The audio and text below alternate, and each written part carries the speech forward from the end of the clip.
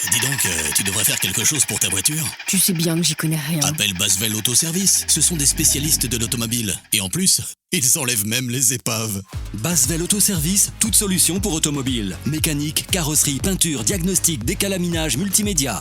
Également achat, vente et échange de voitures avec ou sans reprise. Service d'enlèvement d'épave gratuit. En ce moment, pour tout achat d'un autoradio Android, son installation est offerte. Voir conditions sur Facebook. Plus d'infos sur Facebook et sur YouTube Basvel Autoservice. Et les amis, on est ici à côté de une Peugeot 406 coupé, donc numérotée en plus, et sur lequel on va faire une intervention autoradio, dashcam et caméra de recul. Vous allez suivre le chantier. Allez, on y va. 406, pardon, coupé, sur lequel on va faire une petite modification ici au niveau de l'autoradio. Vous allez voir, ça va être un petit peu compliqué parce qu'il va y avoir une modification et on va essayer de ne pas dénaturer la voiture. Allez, on commence le démontage, on prend les clés pour retirer l'autoradio qui avait déjà été remplacé. Ce n'est pas l'autoradio d'origine, donc c'est un accessoire entre guillemets. Et on va le retirer pour avoir accès en fait au cache pour pouvoir les démonter. Alors, autoradio qui a été retiré. On voit ici qu'il y a une prise jack pour un micro, donc on va le conserver. On a conservé aussi l'adaptateur de l'antenne FM. Ici, et puis là c'est pour donc les seuls câbles qu'il y a pour l'autoradio. Ce qui est bizarre, c'est que je ne vois pas de câbles pour les commandes au volant, parce que je vois qu'il y a des commandes au volant, mais je ne les vois pas ici. Donc peut-être que c'est plus vers le fond. Je vais enlever le tiroir là à côté pour attaquer le reste. Alors au niveau des petits caches donc que j'ai retiré ici, un de chaque côté, vous avez deux vis. Donc là j'en ai retiré, c'est pour ça que vous les voyez là. Et il y en a encore deux autres ici, afin de enlever l'afficheur qui lui fonctionne bien en fait. Et on va démonter en fait toute la partie centrale ici.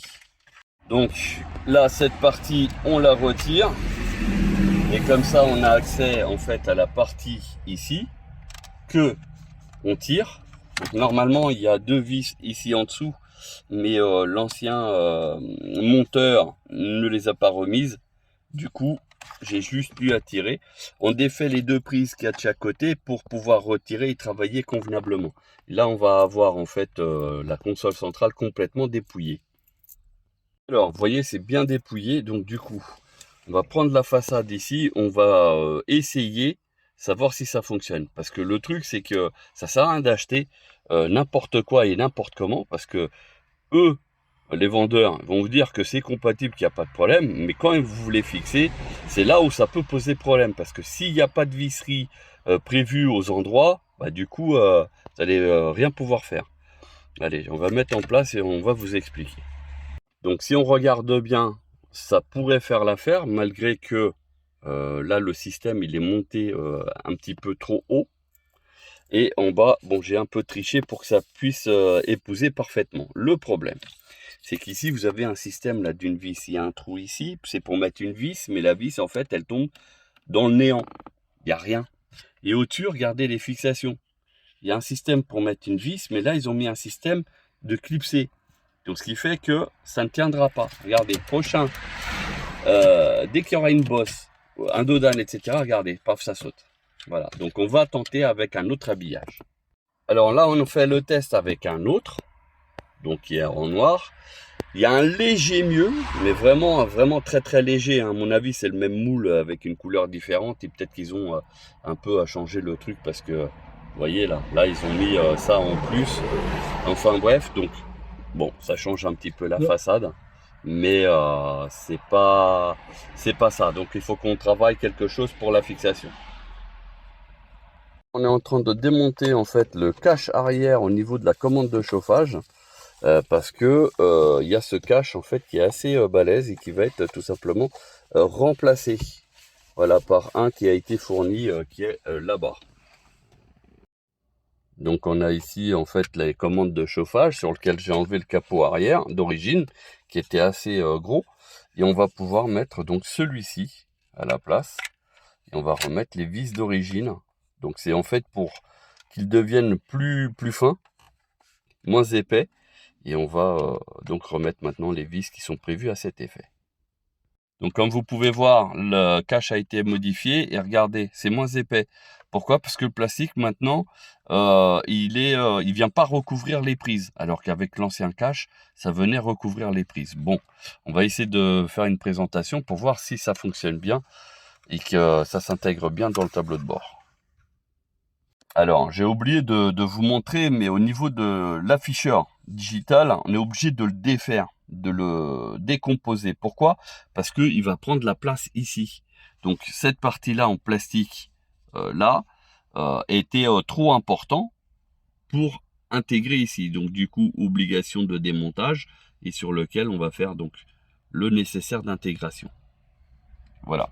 Donc, au niveau de l'afficheur, ça devient comme ça. Pour ceux qui ont l'habitude en fait de démonter parce que c'est un problème d'afficheur, bah voilà, ça se présente comme ça. Et en règle générale, il faut le retirer pour savoir quelle est la marque de l'afficheur. Bon, ça c'est autre chose. En même temps, on va en profiter aussi pour le nettoyer, l'écran, comme ça il sera nickel. Intégration en fait de l'afficheur au niveau du bas, donc c'est parfaitement intégré. On croirait même que c'est d'origine. Et puis on va passer maintenant à la partie du poste. Alors voilà, l'écran il est mis, et puis il reste plus que la partie chauffage qu'on va mettre en place. Et on va devoir tout brancher. Et là, ça va être un peu compliqué. Alors, passage des antennes, des différentes antennes qui ont été mises. L'antenne GPS qui est là-bas. Pourquoi là-bas? Parce qu'il y a l'histoire du haut-parleur, hein, tout simplement, qui gêne pour mettre sur le coin. Donc du coup, ça a été mis là-bas avec l'accord du client. On va tout simplement ici brancher l'autoradio. On va faire un premier test pour savoir si ça fonctionne. Et comme il y a une dashcam, du coup, ça nous permettra de voir si la dashcam fonctionne ou pas. Voilà. Allez, c'est parti. Premier test, tout est correctement branché. Enfin, le principal au niveau alimentation, haut-parleur, antenne. On va déjà checker, savoir si ça fonctionne. Avant de tout plaquer, parce que si on commence à tout plaquer et que ça fonctionne pas, ça risque d'être un peu compliqué. Allez-y, mettez le contact. Normalement, il est censé s'allumer en même temps que le contact. Mettez pas en route. Non, ça sert à rien. Voilà. Donc là, il s'est mis en route.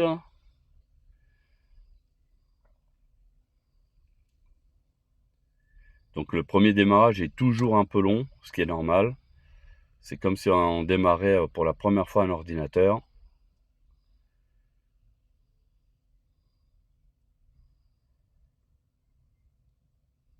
Voilà.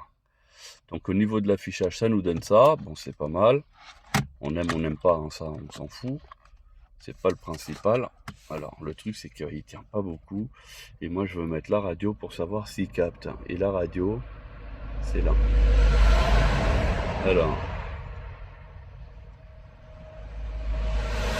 on va mettre une radio qui a du mal à passer habituellement. Comme ça, on saura si effectivement... mince, c'est pas lui. Voilà. Donc normalement, là, c'est une grande station. Et là, le son... ah bah, déjà, pour trouver le son, c'est compliqué.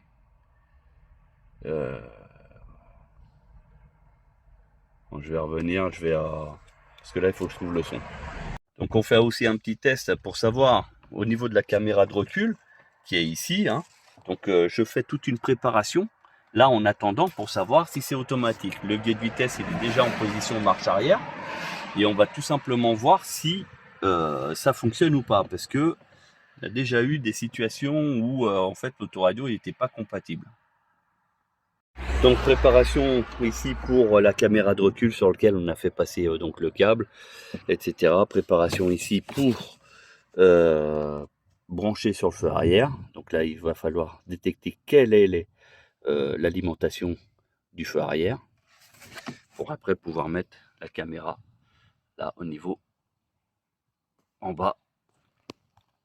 Et voilà, on enlève donc le feu arrière pour avoir accès donc à la platine. Pourquoi? Parce que comme ça, ce sera plus simple pour trouver la marche arrière. Parce que comme ça, je vais suivre en fait ici. Et je vais pouvoir savoir où il va arriver derrière.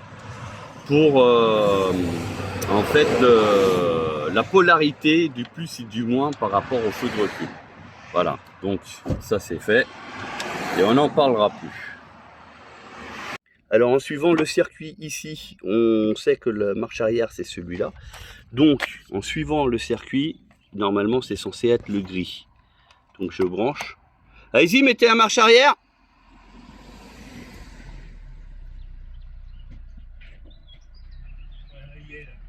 Et là, on voit bien le voyant qui s'est allumé. Donc là, on est tout bon.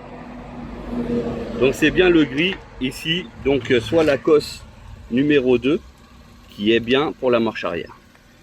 Donc démontage de la prise au complet pour pouvoir passer les câbles comme il faut.